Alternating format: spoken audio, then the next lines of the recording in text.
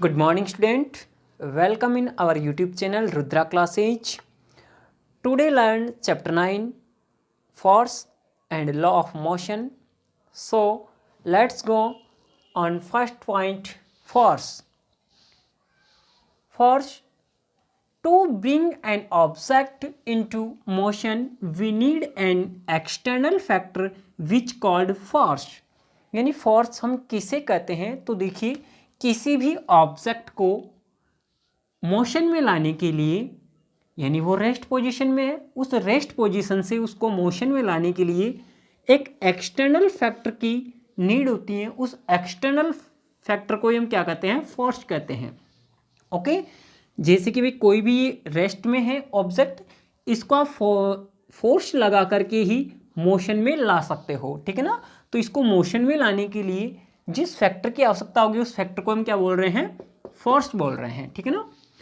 तो इसी को हम इस प्रकार से भी कह सकते हैं, व्हेन वी पुल और push an object then we exert a force on it. यानी जब हम किसी वस्तु को पुल करते हैं यानी खींचते हैं या पुश करते हैं, तो हम क्या कर रहे होते हैं? उस पर फोर्स लगा रहे होते हैं। उस वस्तु पे या उस ऑब्जेक्ट पे हम क्या कर रहे होते हैं? फोर्स लगा रहे होते हैं। तो ये जो फोर्स है ये क्या है? एक हम ऐसे मान सकते हैं कि भाई पुल या पुश करने को हम क्या मान सकते हैं? फोर्स मान सकते हैं। और ये जो फोर्स होता है ये क्या क्या कर सकता है वो देखिए। Force is an agent which can move an object. यानी कि फोर्स क्या कर सकता है? एक ऐसा एजेंट है जो क्या कर सकता है? मूव कर सकता है एक ऑब्जेक्ट को, ठीक है ना। जो कि हमने इसके डेफिनेशन में देखा ही था कि रेस्ट पोजीशन से उसको किस पोजीशन में ला सकता है? मोशन वाली पोजीशन में ला सकता है। ये जो फोर्स होता है ये उस ऑब्जेक्ट को मूव तो कर ही सकता है, इसके अलावा और क्या कर सकता है? तो force is an object which can stop an object in motion. यानी कि फोर्स एक ऐसा फैक्टर है जो क्या कर सकता है? कोई ऑब्जेक्ट यदि मोशन में है तो उसको स्टॉप कर सकता है, ठीक है ना। यानी कोई भी ऑब्जेक्ट जो मोशन कर रहा है, जैसे मान लीजिए कोई गेंद है ना, और वो चल रही है, गेंद मोशन कर रही है, तो इस पर फोर्स लगा करके हम इसको क्या कर सकते हैं? स्टॉप कर सकते हैं, ठीक है ना। एंड ऐसे ही फोर्स क्या है? Force is an agent which can change the direction of motion of an object. यानी कि फोर्स क्या कर सकता है? किसी भी मोशन करते हुए ऑब्जेक्ट की क्या कर सकता है? डायरेक्शन चेंज कर सकता है। जैसे मान लीजिए कोई ऑब्जेक्ट है जो कि इस डायरेक्शन में मूवमेंट कर रहा है, मोशन कर रहा है। अब आप इस पे इधर से कोई फोर्स लगा करके इसकी डायरेक्शन जो पहले इधर जा रही थी वो किधर हो जाएगी? अब इस दिशा में ये जाने लग जाएगा, अगर आप इस पे इस डायरेक्शन से कोई फोर्स लगा दो तो। यानी कि ये क्या कर सकता है? उसकी डायरेक्शन चेंज कर सकता है मोशन की। ऐसे ही फोर्स क्या कर सकता है कि फोर्स इज एन एजेंट, ठीक है ना। ये जो पॉइंट्स हैं ये सबके साथ में है। तो force is an agent which can produce an acceleration in an object. यानी कि फोर्स क्या कर सकता है? किसी भी ऑब्जेक्ट में एक्सेलरेशन प्रोड्यूस कर सकता है। और एक्सेलरेशन क्या होता है? एक्सेलरेशन का मीनिंग होता है कि उसकी वेलोसिटी में क्या कर सकता है? वो चेंज कर सकता है। यानी कि फोर्स क्या कर सकता है? किसी ऑब्जेक्ट की वेलोसिटी में क्या कर सकता है? चेंज कर सकता है। वेलोसिटी से मीनिंग आप ऐसे समझ सकते हो, उसकी स्पीड में क्या कर सकता है? वो चेंज कर सकता है। तो वो जो चेंजेज होगा ना, उस चेंजेज को हम एक्सेलरेशन कह रहे हैं। तो एक्सेलरेशन को आप लिख लीजिए, क्या होता है ये? Acceleration is rate of change of velocity. यानी कि एक्सेलरेशन क्या है? उसकी वेलोसिटी में जो चेंजेज आ रहे हैं उस चेंजेज होने की रेट को हम क्या कहेंगे? एक्सेलरेशन कहेंगे, ठीक है ना। और इस एक्सेलरेशन को किससे डिनोट करेंगे? ऐसे डिनोट करते हैं, ठीक है। अब हम समझने की कोशिश कर रहे हैं कि ये जो फोर्स है ये किस प्रकार से वर्क करता है, ठीक है ना। तो जैसे मान लीजिए ये कोई ऑब्जेक्ट है, ठीक है ना, ये कोई बॉक्स है जिसका मास कितना है, जिसका वजन है मान लीजिए 1 किलोग्राम है ये, और इसको हम इधर से फोर्स लगा रहे हैं यानी इसको पुश कर रहे हैं। तो इसको जैसे ही हमने पुश किया तो ये अभी वेलोसिटी में नहीं है, यानी कि वेलोसिटी 0 है, इसकी मोशन में नहीं है ये। तो इसकी वेलोसिटी 0 थी और जैसे ही हमने इसको पुश किया तो ये मोशन करने लग जाएगा, और इसकी वेलोसिटी में जो चेंजेज आएगा वो कितना है? मान लीजिए 1 मीटर पर सेकंड स्क्वायर है, ठीक है ना। ये क्या है? इसकी यूनिट होती है मीटर पर सेकंड स्क्वायर, किसकी? एक्सेलरेशन की यूनिट होती है। तो ये इसकी यूनिट हो गई। और 1 क्या हो गया? मान लीजिए 1 एक्सेलरेशन इसमें प्रोड्यूस हो रहा है, किसकी वजह से? इस फोर्स की वजह से। तो हमें मतलब 1 मीटर पर सेकेंड स्क्वायर का एक्सेलरेशन प्रोड्यूस करने के लिए इस पर क्या लगाना पड़ा, फोर्स लगाना पड़ा। तो अब देखिए फोर्स का फॉर्मूला क्या बन जाएगा कि इस ऑब्जेक्ट पे जो टोटल फोर्स लग रहा है वो कितना होगा, इसके मॉस और इस एक्सेलरेशन के मल्टीप्लाई के बराबर क्या हो जाएगा, फोर्स हो जाएगा। तो फोर्स का फॉर्मूला बन जाएगा F is equal to m a, ठीक है ना, जिसमें m का मीनिंग क्या होता है, इसका मॉस, और a का मतलब एक्सेलरेशन। यहाँ पर हमने इसको 1 किलोग्राम माना है और इसको 1 मीटर पर सेकेंड स्क्वायर माना है। यहाँ पर वैल्यू अलग अलग हो सकती हैं, यहाँ पर वैल्यू कितनी भी हो आपको उन दोनों को मल्टीप्लाई करोगे तो क्या मिल जाएगा, जितना टोटल फोर्स उस पर लग रहा है वो मिल जाएगा, ठीक है ना। अब देखिए हमें चाहिए इस फोर्स की यूनिट, है ना, तो हम क्या करेंगे इस फॉर्मूले में इसकी और इसकी इन दोनों की यूनिट रख देंगे, ठीक है ना, यानी कि मॉस की और एक्सेलरेशन की यूनिट रख देते हैं। तो देखिए मॉस की यूनिट क्या होती है, किलोग्राम, ऐसा यूनिट है ना, और ए यानी कि एक्सेलरेशन की यूनिट होती है मीटर पर सेकेंड स्क्वायर। तो जब हम इन दोनों की यूनिट रख देते हैं तो ये किसकी यूनिट आ जाती है, फोर्स की यूनिट आ जाती है, यानी कि फोर्स की यूनिट होती है किलोग्राम मीटर पर सेकेंड स्क्वायर, और इसी को हम एक न्यूटन कहते हैं। इस यूनिट को हम क्या कहते हैं, न्यूटन कहते हैं, क्योंकि इस फोर्स के बारे में न्यूटन, आइजैक न्यूटन नाम के साइंटिस्ट ने समझाया था डिटेल से, तो उसको रेस्पेक्ट देने के लिए हम किसे क्या कहते हैं, इस यूनिट को न्यूटन कहते हैं, जिसको हम शॉर्ट में एन से डिनोट करते हैं, ठीक है ना। तो ऐसा ही यूनिट ऑफ फोर्स इस क्या होगी, न्यूटन, जिसको हम एन से डिनोट करेंगे। अब इस 1 न्यूटन की डेफिनेशन क्या होगी, यानी कि सर 1 न्यूटन हम किसको कहेंगे, 1 न्यूटन फोर्स किसे कहेंगे, कितना होता है 1 न्यूटन फोर्स, तो वो देखिए डेफिनेशन ऑफ 1 न्यूटन, है ना। तो देखिए 1 newton is that force which acting 1 kilogram mass produce in it an acceleration of 1 metre पर सेकेंड स्क्वायर, यानी कि 1 न्यूटन फोर्स क्या होता है, कितना होता है, तो ये एक इतना फोर्स होता है जो क्या कर सकता है, किस पर लगता है, 1 किलोग्राम मास पर लग रहा है, और इसके अंदर 1 मीटर पर सेकेंड स्क्वायर का एक्सेलरेशन प्रोड्यूस कर देता है। तो हम कहते हैं कि वो जो हमने फोर्स लगाया वो कितना था, 1 न्यूटन था। यदि ये तो ही 1 न्यूटन की बात, यदि यहाँ पे मास ज़्यादा होता है, मोर देन 1 किलोग्राम, और यहाँ पे एक्सेलरेशन जो प्रोड्यूस हो रहा है वो भी मोर देन 1 मीटर पर सेकेंड स्क्वायर, तो हम कह सकते हैं कि वहाँ पे जो न्यूटन फोर्स लग रहा है वो 1 नहीं लग करके मोर देन 1 न्यूटन होगा, ठीक है ना। तो ये केवल 1 न्यूटन की डेफिनेशन थी। इस प्रकार से अगर यहाँ पे वैल्यू आप ज़्यादा पुट करोगे तो यहाँ पे जो न्यूटन आएगा, फोर्स की वैल्यू न्यूटन, वो ज़्यादा आएगी, जैसे कि 5, 10, 15 न्यूटन आ सकते हैं। ओके गाइस, तो आप इसको नोट कीजिए, फिर हम सेकंड स्लाइड पे चलते हैं। ओके, ठीक।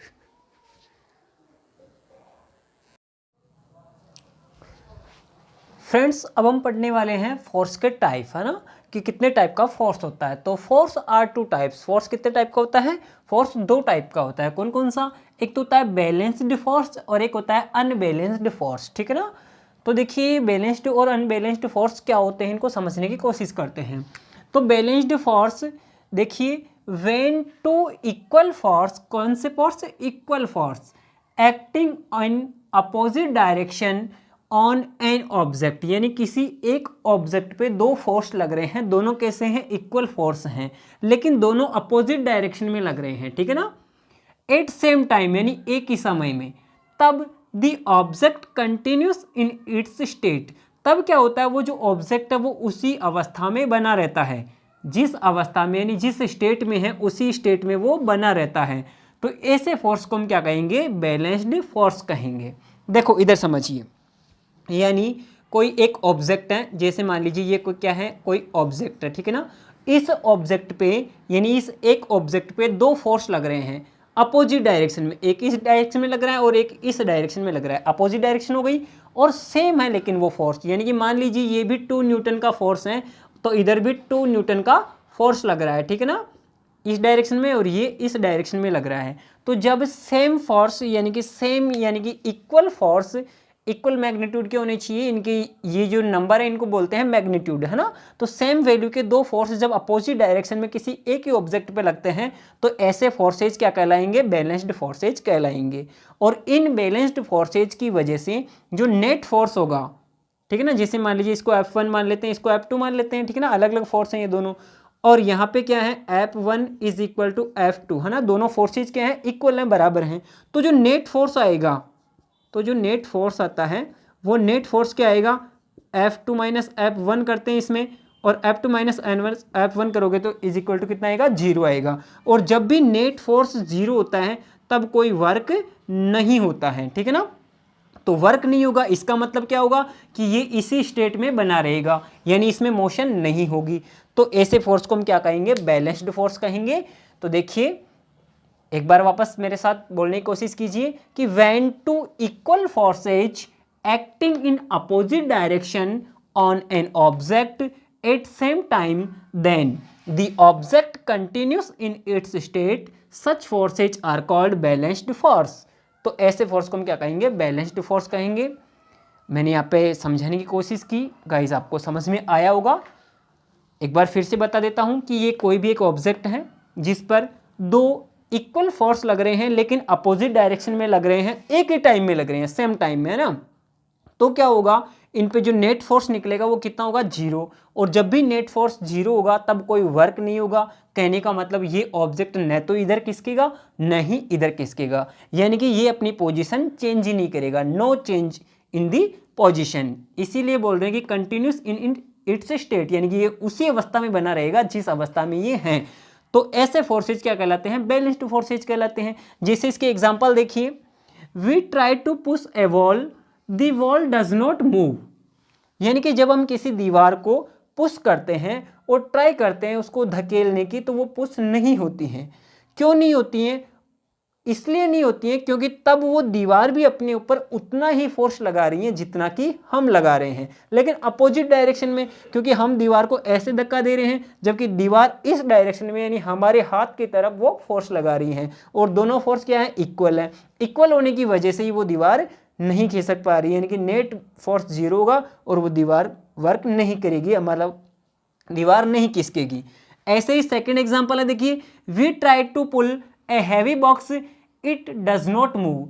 ऐसे दूसरा एग्जांपल है कि जब हम किसी भारी बॉक्स को खींचते हैं, ठीक है ना। जैसे मान लीजिए कोई एक भारी बॉक्स है ये, ठीक है ना, और इस भारी बॉक्स को हम पुल करने की कोशिश कर रहे हैं, खींचने की कोशिश कर रहे हैं, लेकिन ये भारी होने की वजह से खिसक नहीं रहा है। मान लीजिए इसका वेट कितना है, 1000 kg है, तो ये नहीं खिसकेगा। और जब ये नहीं खिसकेगा इसका मीनिंग क्या हुआ कि हम जितना फोर्स इस पे लगा रहे हैं उतना ही फोर्स ये लगा रहा है, इसलिए ये खिसक नहीं पा रहा है। तो यहाँ पे दोनों फोर्स की वैल्यू सेम हुई कि नहीं हुई, लेकिन दोनों की डायरेक्शन अपोजिट हुई कि नहीं हुई। हम इसको इधर खींचना चाह रहे हैं जबकि ये इस डायरेक्शन में फोर्स लगा रहा है, उतना ही लगा रहा है जितना हम लगा रहे हैं। तो यहाँ पे ये भी डज नॉट मूव, यानी कि ये भी मूवमेंट नहीं करेगा, मूव नहीं करेगा। तो ये एग्जांपल भी हो गया किसका, बैलेंस्ड फोर्स का। तीसरा एग्जांपल देखिए गाइस, इसमें लिखा हुआ है कि इन ए tug of war. Tug of war का मतलब होता है रस्सा कस्सी प्रतियोगिता, रस्सी खींच प्रतियोगिता, आप जानते ही होंगे, ठीक ना।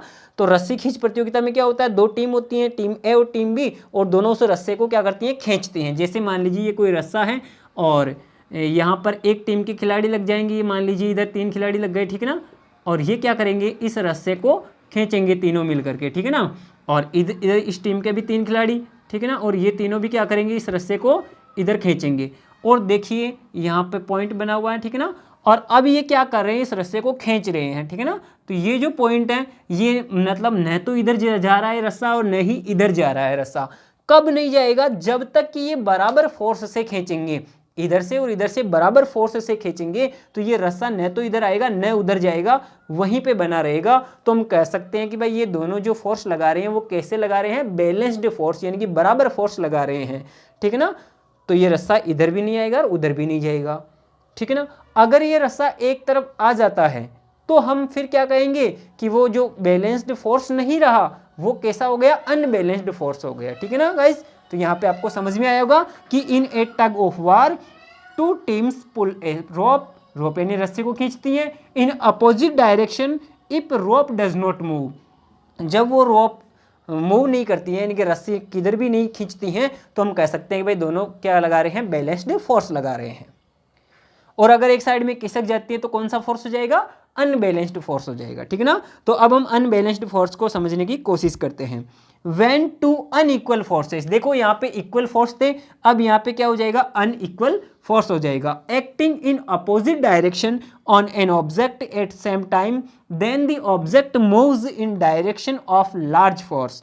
इसमें भी क्या होगा, एक ही टाइम में, सेम टाइम में दो अनइक्वल फोर्सेज अपोजिट डायरेक्शन में लगेंगे, किस पे, एक ऑब्जेक्ट पे। बस यहाँ पे क्या है, अनइक्वल हैं, जबकि यहाँ पे क्या थे, इक्वल थे। तो वो जो ऑब्जेक्ट है वो मूव करेगा, है ना, यहाँ पे क्या होगा, वो मूव करेगा, जबकि यहाँ पे क्या था, यहाँ पे उसी स्टेट में कंटिन्यूस बना हुआ था, ठीक है ना। जबकि यहाँ पे मूव करेगा, और किस डायरेक्शन में मूव करेगा, डायरेक्शन ऑफ लार्ज फोर्स, बड़े फोर्स की दिशा में वो बॉक्स मूव कर जाएगा, या कोई भी ऑब्जेक्ट मूव कर जाएगा। जैसे कि मान लीजिए ये कोई बॉक्स है, ठीक है ना, और इस पे दो फोर्स लग रहे हैं, एक तो हम खींच रहे हैं इसको, ये एफ, है ना, और एक इस पे फ्रिक्शन लग रहा है, दो सरफेस के बीच में क्या लगता है, यहाँ पे फ्रिक्शन फोर्स लगता है, ठीक है ना, फ्रिक्शन, ये फ्रिक्शन एफ लिख देता हूं मैं, ये फ्रिक्शन वाला फोर्स है, ठीक है ना। तो ये फोर्स लग रहा है फ्रिक्शन का। अब फ्रिक्शन अपोजिट डायरेक्शन में लगेगा, यानी इस डायरेक्शन में लगेगा फ्रिक्शन, तो है ना, इस डायरेक्शन में, और हम खींचना चाहते हैं इसको इस डायरेक्शन में, तो अपोजिट फोर्स हो गए दोनों, दोनों अनइक्वल है, क्योंकि हम इसको ज़्यादा फोर्स से खींचेंगे तब ये खींचेगा, अगर हम इसको कम फोर्स से खींचेंगे ना तो ये नहीं खींचेगा, क्योंकि वो इसके बराबर होगा फ्रिक्शन फोर्स के। तो हम इसको क्या करेंगे, ज़्यादा फोर्स से खींचेंगे तब ये खिसक जाएगा, किस साइड में, इस जहाँ पे बड़ा ये फोर्स लग रहा है उस साइड में, ठीक है ना।